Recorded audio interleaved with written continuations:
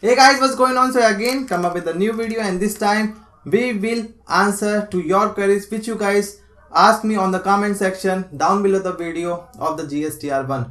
So I said on those video that if you have any query regarding the filing of form GSTR 1, then you can ask your query on the comment section. So some of the guys asked the query relating to the GSTR 1. There are some problem regarding filing the form GSTR 1, and they come up with the comment their query on the comment section. And in this video we are just proving that sentence, the proving that statement that yes, I will reply to your queries which you guys will ask me on the comment section. So that will be might be a big video, so therefore I should not waste your time and just start the session. Alright guys, so first question is of the Ojas Thakrar. He is saying that whether salary is a non-GST exempted or the nil rated supply. So just for your record, I made the video in which I clarified the salary is neither a supply of goods or services. So therefore salary will not be shown in the nil rated, exempted or non-GST supply. So don't need to give the detail of salary into anywhere into GSTR 1.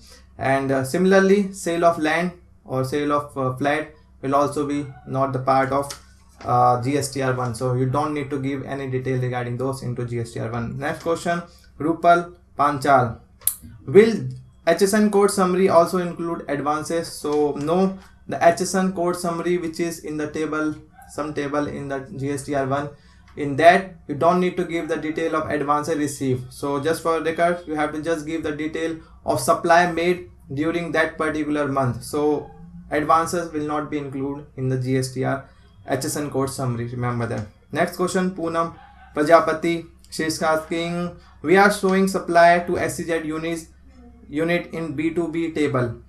System is showing error, what to do? So the system might be generating the error because you are showing the B2B, you are showing supply to SEZ unit maybe in table number 4. So for the SEZ unit, the table is table number 6B, where you have to give the detail of supply made to the SEZ unit. And just for record, if you are supplying without payment of tax to the SEZ, then you have to give the 0 or nil figure in the tax column. So might be you are filling your detail relating to SEZ supply into table number 4 and you are showing the 0 into a text column, therefore the system is not accepting your GSTR 1. So it might be a case that you are filling the SEZ unit supply to table number 4, so no, you have to give detail to supply made to SEZ unit into table number 6B. Then Ankit Chawla, how to enter import invoices in GST return. So import invoices is to be given into table number 5 of GSTR 2, not GSTR 1. So table number 5 of GSTR 2 is relating to the imports.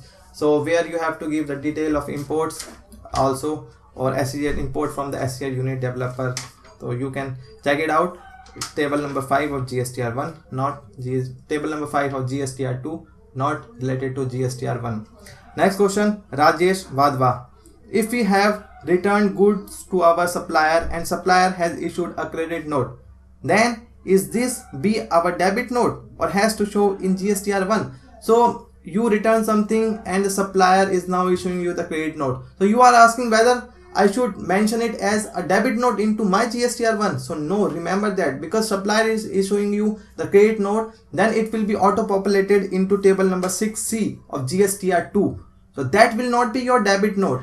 That will remain the credit note of the supplier, and that will be auto populated into your GSTR 2 table number 6B, and your input tax credit will be reduced by so much amount, which is the amount of the credit note. So remember that you are not supposed to give the detail of debit note in response to the credit note which is issued by the supplier. No. You have to just accept it, and the supplier will do his part. That will be auto populated into your GSTR 2, and then you just accept it, and your input tax credit will also be reduced by so much amount, which will be mentioned in the credit note. Next question, Harinder Kumar, he really asked a good question, really asked a lot of question. Is import data auto populated from the custom department or we have to enter it manually? So just for a record, advisory was issued to the custom department on 20th June 2017. So para number 5 and 6 is relevant for your case. So in the para number 5 and 6, the advisory is saying that in case of import, so because GSTIN is mandatory for import, so in the bill of entry you have to code the GSTIN. So when you will fill the data into table number 5 of GSTR2, then it will be cross-checked with the custom department.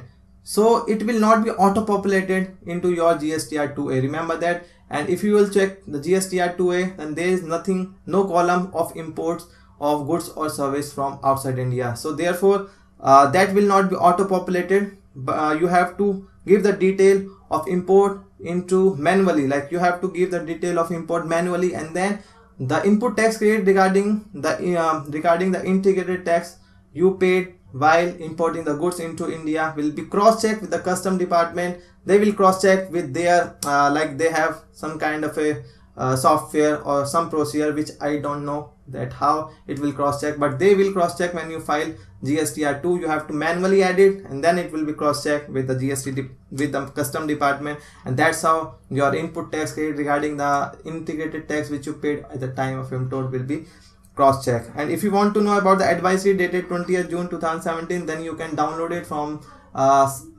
cbse.gov.in in the changes in custom column, which is just middle way in the right hand side. So you can easily download it. If you don't want to download, the link will be given in the description, so you can check it out. That will not be auto populated. You have to give the detail manually, add the detail manually. So we will see it when the GSTR2 will be online into the portal. Next question, Rajindram M. How to show invoice having different goods with different rates? So your invoice have the different goods as well as the different rates. So like 12% one goods, 18% another goods. So you know that in case of a two different goods have the different rate, you have to give the taxable value also differently. Otherwise it will be treated as a mixed supply, and the tax rate would be same as will be higher, as the tax rate would be that which is higher in the goods, all the goods related goods. So therefore taxable value should be given separately. So I think that in your invoice the taxable value as well as the tax rate is different. So in that cases you have to give the detail in table number 4A, and just show the invoice number and invoice date same for both item, but because you have to give the detail in table number 4A tax rate wise. So for 12% just give the detail of invoice number, date, and then taxable value and the tax amount separately. And then for the 18% rate, then invoice value, invoice number and invoice date would be same, but the taxable value and the tax amount would be those of only the 18%. So don't mix it up, because in the invoice there is clear cut distinction, and you also mention the taxable value distinctly separately for both the items. So therefore you don't need to mix it, and you don't need to ask me that how to bifurcate the value, because value would be bifurcated, otherwise it will be treated as mixed supply, and you have to pay tax at the rate, common rate, which would be higher in the both the goods. So therefore taxable value and the tax rate would be different, and show it into table number 4A. Next question, so Darshan Reddy. How to file GST return for Kirana shop? There are a lot of sale which invoice value up to 500 rupees. So just for your record, table number 5, table number 4 is not applicable you, because you are Kirana shop and your invoice is very low amount of 500 rupees. So I'm supposing that you are making the sale to customer. So just for your record, table number I think 7 is there for you. You have to give the detail of only the taxable value and then the tax amount collectively, without giving the detail of invoice wise, like how much invoice you issued, number, date, etc. So no. Government also know that you are Kirana shop, therefore you have to just give the detail of total like aggregate amount if you are supplying to the customer. But if you are supplying to a registered person, then you have to give the detail of in table number 5, table number 4. That's how it will work. So next, I think that is the only question which the people ask me on the comment section. So some people also have the technical queries, they are showing the lot of mistake or error while uploading the GSTR1. So just for the record, then you can do one thing, you can take the screenshot and ask to the GST help desk that help me out in these cases, and you can also go to your concerned tax office and say, oh no, that is the mistake which is showing. I am not mistaking anything, I am just trying to filing GSTR1 properly on time, and the system is showing error, so now what to do? And because there is also some problem in the system, so it might be a case that your query is really genuine. And also a lot of people don't know really about filing the form GSTR1, so they also maybe making mistake, because of which the system is not accepting your GSTR1. So just one solution, screenshot it and go to your jurisdictional officer, or you can also mail, so it will be proof that yes, you try to file the GSTR1 on proper time. And also just right now there is a tweet which is from the GST department, that extension of GSTR1 has happened, like for the month of July. GSTR1 is 10th September, then GSTR2 25th September, GSTR3 30th September. So that is just a tweet which I saw in the WhatsApp group, and it may be case like, because a lot of people are really facing the problem to, because that is the first return and there is also technical problem, so therefore the GST department may extend the due date of filing the GSTR1.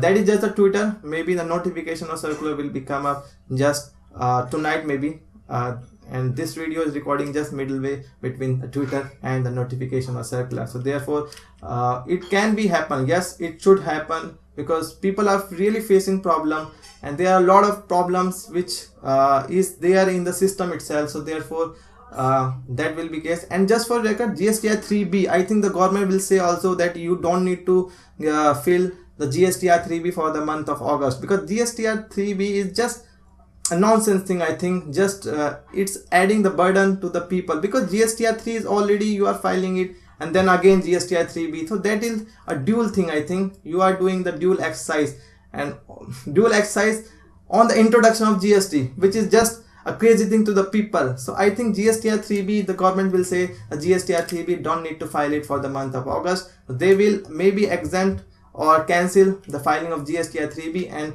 may extend the due date of GSTR 1, 2 and 3 for both July and September. And people are really freaking out, and they are saying that GST is a joke. So I think you should not do it, because GST is a new thing, yes, and it will impact to the economy in the long run, and it will serve to the economy for the long run. So people are just those people who are just opposing the BJP or the GST, so I think they have their intention to oppose the GST. So I think now the GST has become reality and you cannot do anything. So I think just you should don't lose the hope, and you should believe that yes, we can achieve the GST target and can cooperate with the government just like we did in the demonetization. So that will also be possible. So don't make the rumor like GST is a joke. GST is a possibility, and it will bring more good thing for our economy and for you, for me, and for everything, I think, because that is the only solution by which the people will benefit from the tax reform. And it is really a tax reform since the independence of our India. Alright guys, if you have another query, then you can also ask me on the comment section of this video, and share this video to all your friends so that they can also comment on the comment section. So this query is just 8 queries from the people who just comment on the comment section. So there may be a lot of people who are facing the problem right now. They might not know about myself, because they think that maybe, but I don't know why people don't watch my video. It's really cool. Maybe because I talk very fast, or maybe because I speak in English, maybe because the quality of the video is not good enough, or maybe I don't know the reason, but there can be a lot of reason. So make them believe that yes, I am a person who are doing really good job and making the video about the GST and really cool video, and then I will become famous. And also I upload the songs regularly, like for myself. So because the objective of this channel is to improve myself, I want to improve myself, and also at the same time I want to help also you. So I regularly upload the video, like singing song and doing the crazy thing, like just yesterday I make a video regarding my digital camera, which I am recording with it right now. So that is a thing which I think should upload it on the YouTube, so that you can also know me a little bit better, because I'm not just type of person which is just different in front of camera and different in the real life. No, I want to be really authentic to you guys, so that you can easily, or you can connect with me and you can attach with me. Alright guys, so I think the video has been now quite longer. We will meet again in the next video. Till then, bye bye.